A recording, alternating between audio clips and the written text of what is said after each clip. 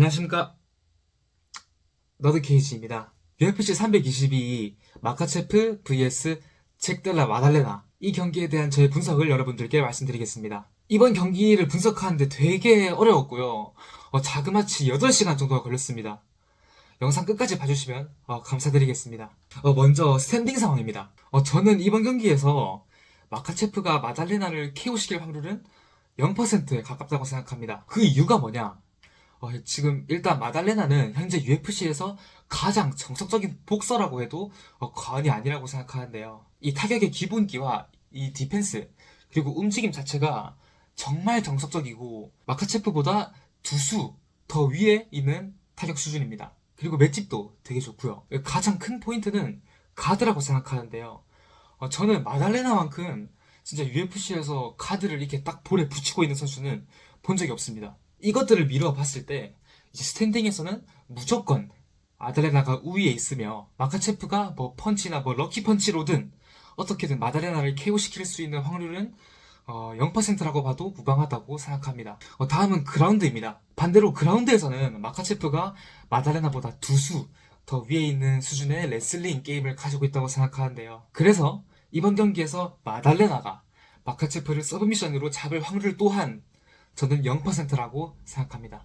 이제 대부분의 격투기 팬분들은 여기까지는 다 아실 거라고 생각하는데요. 그런데 여기부터 제가 찾아낸 디테일을 여러분들께 말씀드리겠습니다. 이 마달레나의 타격 스타일을 보면 그 타격을 던질 때 그 특유의 스타일이 있는데요. 그게 뭐냐면 절대 상대 안으로 들어가지 않습니다. 이게 무슨 말이냐면 그 다른 대부분의 타격가들은 주먹에 체중을 실기 위해서 이제 스텝을 밟아서 이제 거리를 깨고 주먹을 이렇게 던집니다. 그런데 마달레나는 그 미세한 일정 거리를 반드시 지키고 팔을 이렇게 쭉 뻗는 형식으로 주먹을 던집니다. 이제 보통의 타격가들은 이제 체중을 실어가지고 이렇게 치다가 이제 거리가 붙어가지고 클린치를 한다던가 아니면 뭐 레벨 체인지를 하면서 해가지고 이제 그라운드로 간다던가 이제 보통은 이제 그런 식으로 이제 시나리오가 흘러가는데요. 마달레나는 약간 그 브레이크를 밟는 것처럼 그 특유의 그 약간 거리를 절대 안 들어가요. 그리고 다른 타격가들은 이제 스텝을 활용하는데 마달레나는 스텝을 별로 안 밟습니다. 좀 굉장히 특이한 스타일이에요.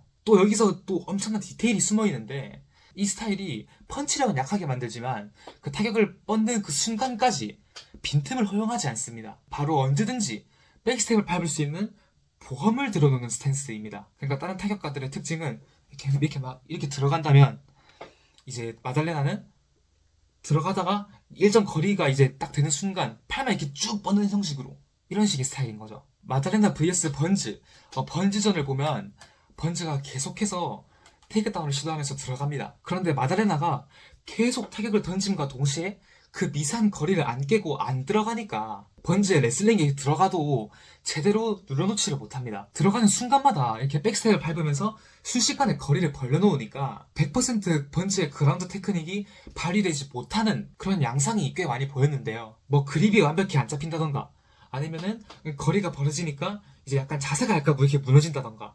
벨랄전도 똑같습니다. 마달레나가 그 미세한 거리를 안 주니까 이제 벨랄 입장에서는 타격 좀 썼다가 이제 더블렉으로 이렇게 들어가고 싶어도 이제 도저히 그 더블렉을 깔끔하게 할 수 있는 그런 각이 안 보이는 거죠. 이제 벨랄도 5라운드 내내 맞다가 판정패했습니다. 저는 마카체프도 동일하게 이 마달레나의 이런 숨은 디테일, 이 거리 감각, 이런 되게 까다로운 스타일에 되게 고전할 거라고 생각합니다. 이 레슬러들의 이제 공식이 있죠. 이제 가짜 주먹을 던져서 상대 타격을 유도하고 이제 상대가 타격을 할 때 이제 빈틈이 생겼을 때 그때 테이크다운. 마카체프도 이런 똑같은 공식을 사용합니다. 그런데 마달레나는 그 미세한 거리를 계속 안 주겠죠.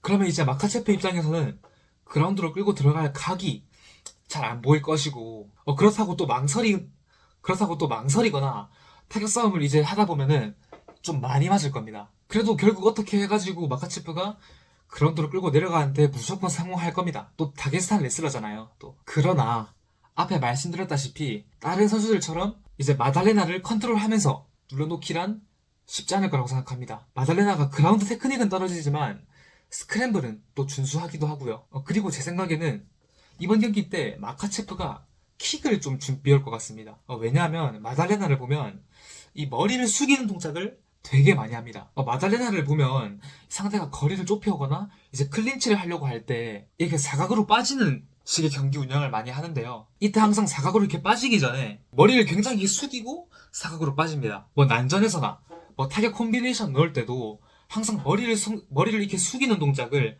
약간 연계 동작처럼 많이 사용을 하는데요. 이제 뭐 마카체프 입장에서는 그라운드 주도권을 가지고 있으니까 이제 킥이 미스가 난다고 해도 크게 리스크가 없습니다. 그렇기 때문에 뭐 니킥이나 이런 다른 킥들을 좀 많이 준비해오지 않을까 싶습니다. 마달레나가 카드가 워낙 단단해가지고 이 마카체프의 킥, 이 부분도 되게 재밌는 관전 포인트가 될 수 있겠습니다. 그래서 결론은 무엇이냐? 이 정석 복서와 정석 레슬러의 싸움이다 보니까 마카체프의 KO 승, 그리고 마달레나의 서브미션 승, 이 두 가지 시나리오는 없어졌죠. 이러면 판정, 혹은 마카체프의 서브미션 승, 혹은 마달레나의 KO 승, 이렇게 세 가지의 시나리오로 줄어드는데요. 아까 말씀드렸다시피 번즈, 벨라를 힘들게 만들었던 마달레나의 그 숨은 디테일, 그 스타일로 인해서 마카체프의 서브미션 승은 안 나올 것 같고요. 또 마달레나의 체중이 안 실리는 펀치 스타일로 인해서 마달레나의 KO 승도 나가리. 마카체프가 또 맷집이 안 좋은 건 아니니까.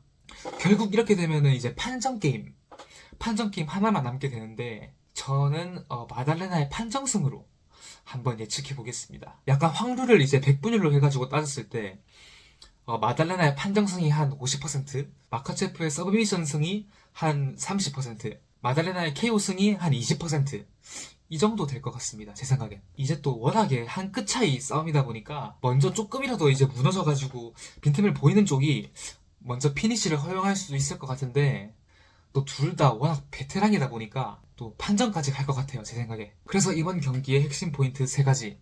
첫 번째, 마달레나는 마카체프의 이 그라운드 게임을 극복해낸 후에 리커버리 할 수 있을 것인가? 넘어가는 거 확정이고 어떻게 잘 리커버리를 하냐? 이게 되게 중요하죠. 두 번째, 마카체프는 과연 마달레나의 이 정석적인 타격, 이 복싱을 버틸 수 있을 것인가? 세 번째, 또 이제 웰터로 월장한 이 마카체프가 과연 더 좋은 모습을 보여줄 것인가? 아니면 조금 더 떨어진 모습을 보여줄 것인가? 이 세 가지를 생각하시면서 경기를 보시면 보다 더 재밌게 경기를 즐기실 수 있을 거라고 생각합니다. 이 영상 재밌게 보셨다면 좋아요 한 번씩만 부탁드리겠습니다. 그리고 여러분들의 생각을 댓글로 남겨주세요. 영상 봐주셔서 감사합니다.